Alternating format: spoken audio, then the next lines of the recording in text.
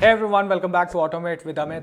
The complete automation testing industry is now shifting to Playwright, leaving Selenium at the place where it was, and nobody likes Selenium at the moment, but everyone is rushing to learn and also understand the Playwright and how to do automation with the Playwright. But the biggest question, what made Playwright such a big hit when Selenium was exactly in the market and it was market leader for a decade? But what Playwright has changed and how Playwright killed the set market of Selenium, we will understand in this particular video how Playwright killed Selenium and how Playwright has so different strategies and architectural level shift, which made Playwright a go-to tool for automation testers, and it has revolutionized the complete automation testing industry. Once you watch this video till end, you will get complete clarity why Playwright is such a great tool and why Selenium couldn't do much in front of Playwright, and why Playwright has exploded into automation testing market. But before we begin, if you are watching me for the first time, my name is Amit Tripathi and I do have experience of more than a decade in IT industry, software and testing domain, and I do create content related to software testing, IT industry and AI in testing. So if you haven't subscribed my channel, please make sure to hit a subscribe button. Now, without making any delays, let's get on the screen.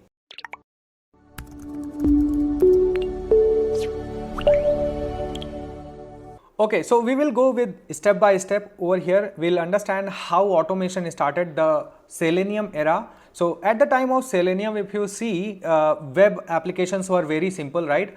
And browsers were slow, they were not very fast. Parallel execution was rare. Nobody was aware that parallel execution, on one particular browser, multiple tests also can be executed. CI/CD was not that common. So all of these things were there. So Selenium solved the biggest problem of that time, basically how one can program or one can write the program in any particular language to control a browser. So previous to Selenium, there were very few automation tools, but Selenium came up with a revolutionary idea that it can control the browser and you can control the browser, and that's where automation testing had exploded in software testing industry.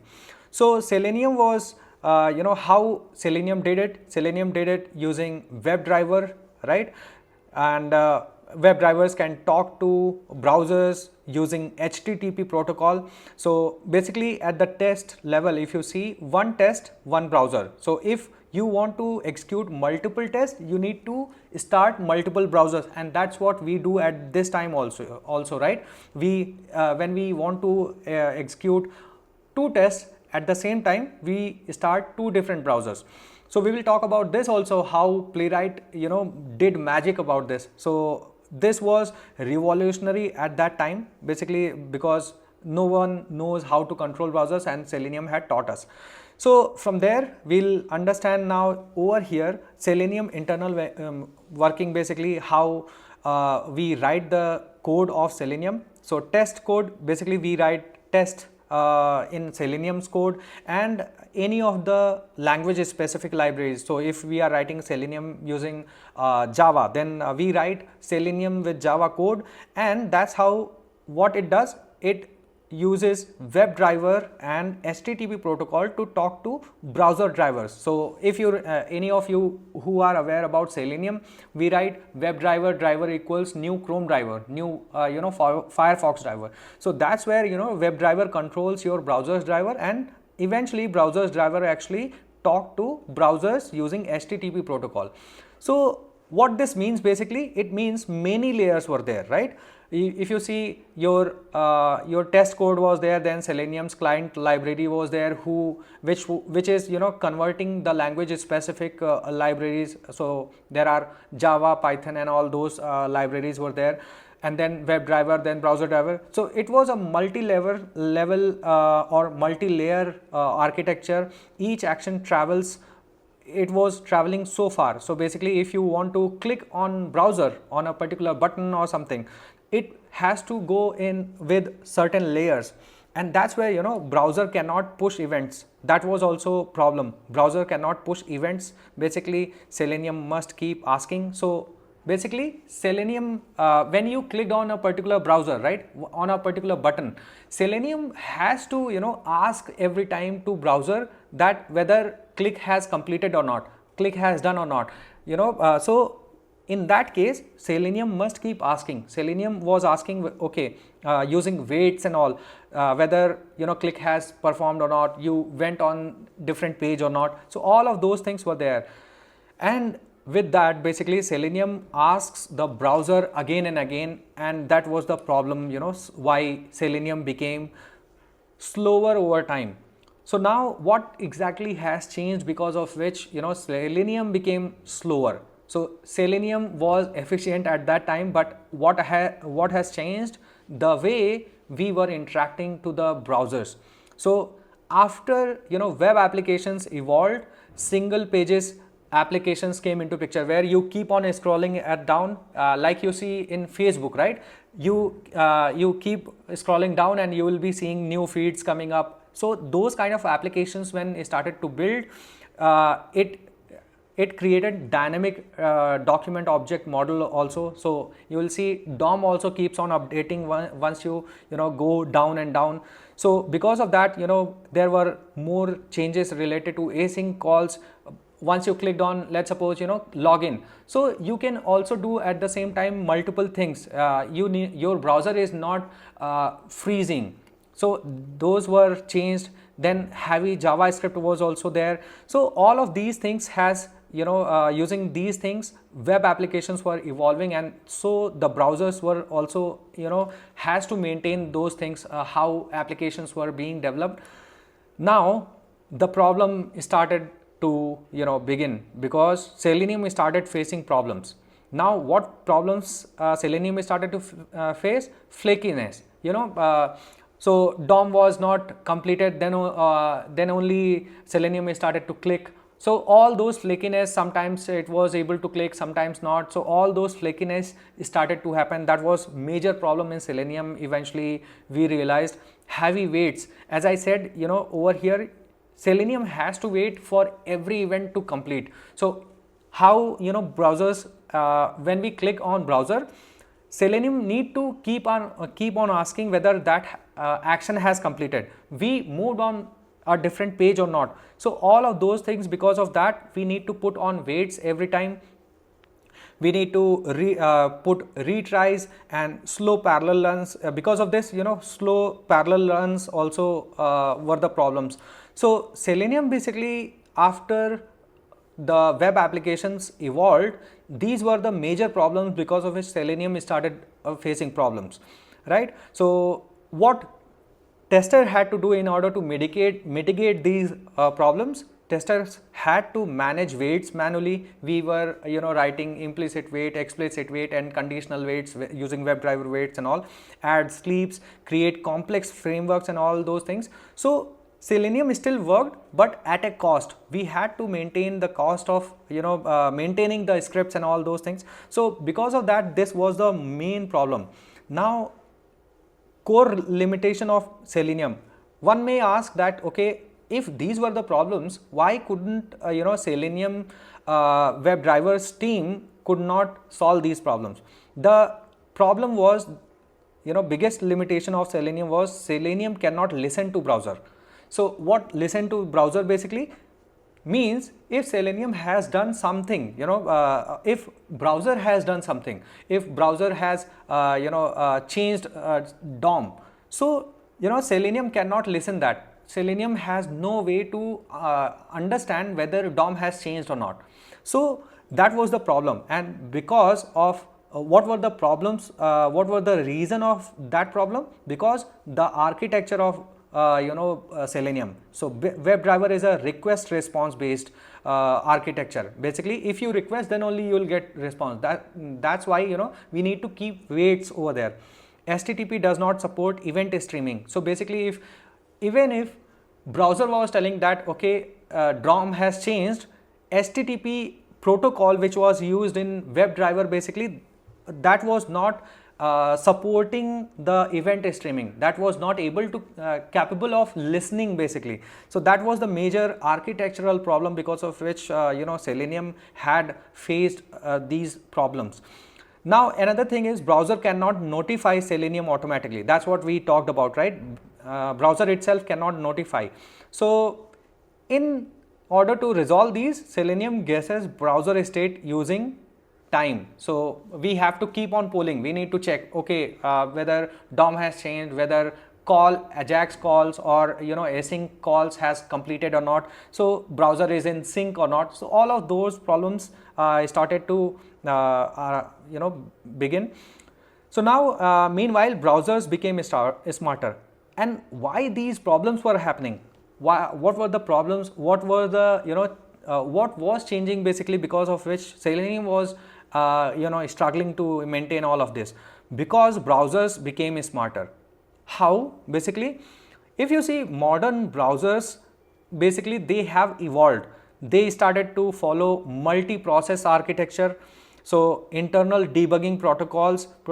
So initially what was happening, browsers were not allowing external programs, or if you want to access browser events, whether DOM has changed, what is happening into the networks and all those things. So those were not allowed previously, but eventually those developers who were developing browser itself, they realized, okay, why not to expose these things to external APIs or event driven things, so that our testers itself, browsers testers who are working on browsers itself, they should be able to test that properly.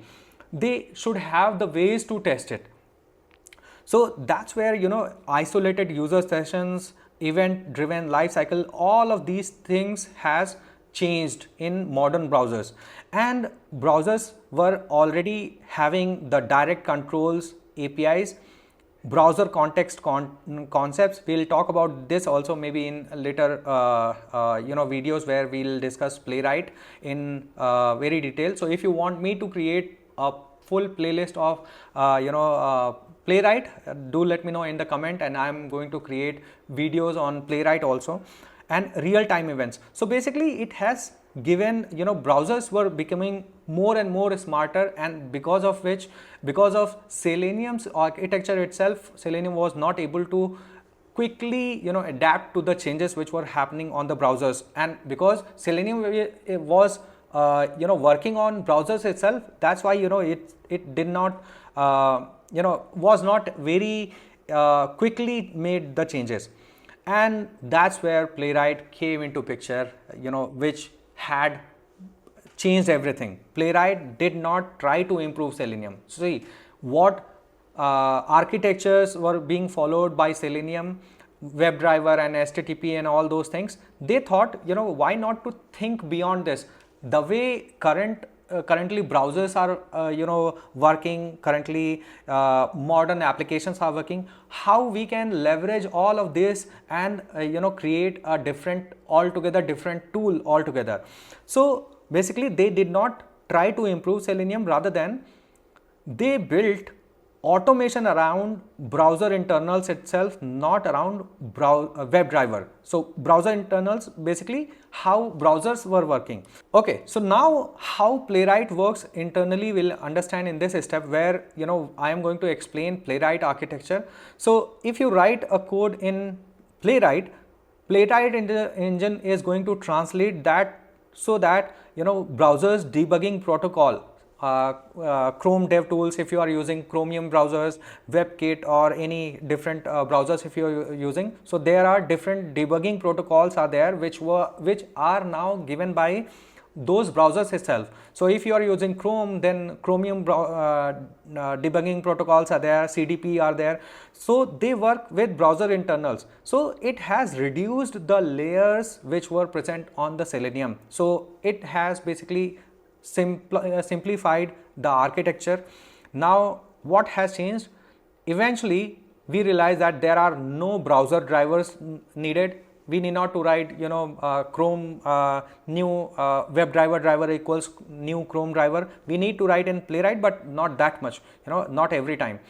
no HTTP pooling. So basically, because WebSocket is being used, WebSocket is like two-way communication. If you remember, I just said that it's a two-way communication. Even if browser is telling that, okay, DOM has changed, but Selenium was not capable to. And why it was not capable to? Because it has used HTTP protocol. Because in HTTP protocol, it works in request and response. Once you request, then only you will get the response. But in WebSocket, you are constantly in connection with browsers, and that's how, whenever browser sends any event that, okay, DOM has changed or network has changed, immediately Playwright understands, and that's where, the magic begins. Persistent WebSocket connections actually enabled browsers to send events, and Playwright was able to understand that something has changed and accordingly make the action, event driven execution. So basically these things made Playwright more and much faster. So Playwright was listening to browsers. Now auto-waiting changed everything. As I said, if something is happening in Playwright, right, on the browsers, so Playwright waits in elements automatically, waits for visibility, stability of the browser, readiness of the browsers, and eventually testers need not to write any waits. Code became cleaner, fewer flaky tests are there. So speed got improved because unnecessary waiting was removed, right? And the last but not the least, browser context thing, it became biggest performance boost, because instead of new browser per test, so if you have used Selenium, you must be aware that every test we need to initiate a new browser, right, for any test. But Playwright uses one browser and many browser context, and each context is fully isolated, lightweight, starts in milliseconds, and because of this Playwright creates new users without restarting new browsers. And parallel execution became easier because of this. Playwright runs tests in parallel very easily, so no Selenium Grid needed at the moment. Better CPU and memory usage. If many of you have used Selenium, and if you wanted to do parallel execution and 10 different browsers if you wanted to use, then your CPU utilization and memory usage will be more, and eventually your system may get hanged. So those are the problems when you use parallel execution in Selenium. But in Playwright, because we are using single browser drivers but multiple browser contexts, it becomes really easy. So because one has removed browser drivers, polling, manual waits, and browser restarts, and because of this Playwright feels fast, and it clicks faster, types faster, it does everything very fast. You will see even in a fraction of seconds browser opens and closes.